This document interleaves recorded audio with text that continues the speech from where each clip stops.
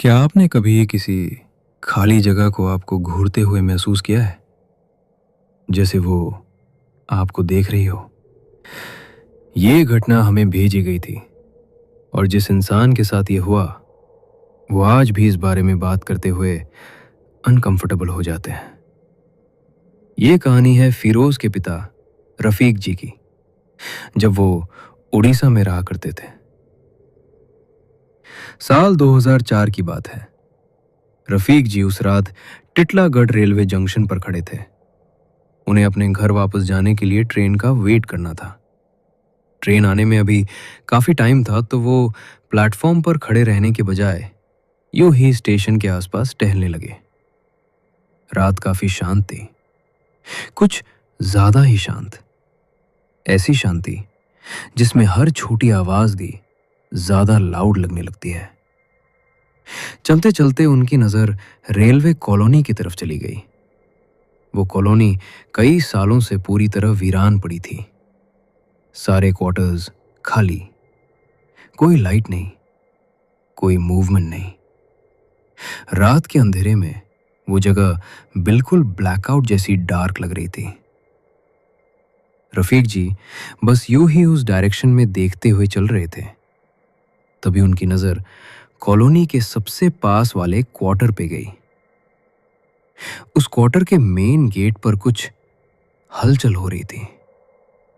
पहले तो उन्हें लगा शायद आंखों का धोखा है, लेकिन फिर उन्होंने साफ देखा उस क्वार्टर का दरवाजा अपने आप खुल रहा था और फिर बंद हो रहा था, बार बार, जैसे कोई बहुत तेज आंधी चल रही हो। मगर उस वक्त मौसम बिल्कुल शांत था, हवा तक नहीं चल रही थी। तो फिर दरवाजा अपने आप कैसे हिल रहा था? रफीक जी वहीं रुक गए। उनकी नजर दरवाजे से हट ही नहीं पा रही थी। दिमाग में सवाल घूम रहे थे, लेकिन कोई जवाब नहीं मिल रहा था। तभी उसी क्वार्टर के अंदर से कोई बाहर आता हुआ दिखा।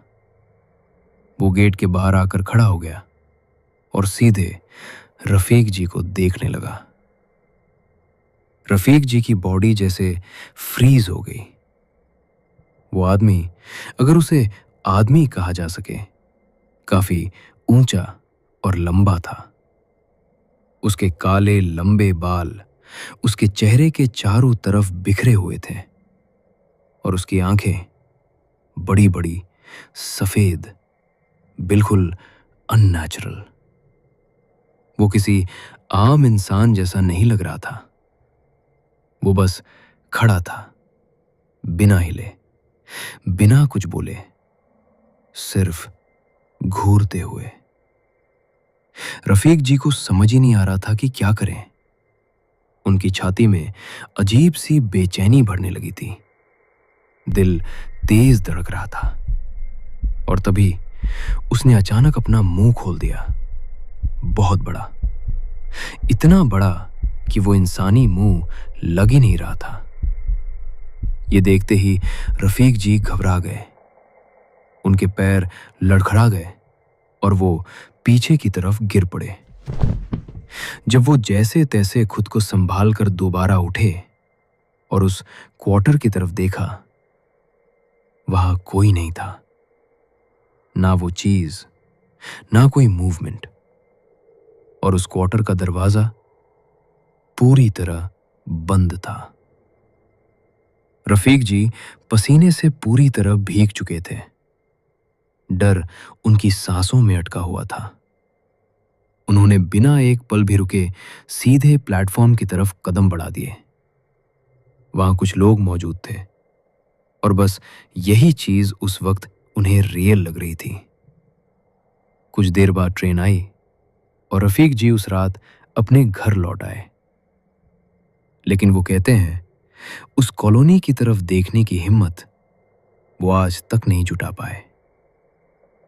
अगर आपने ये कहानी सुनी और कुछ देर के लिए भी आपके आसपास की खामोशी हैवी लगने लगी हो, तो इसे हल्के में मत लेना।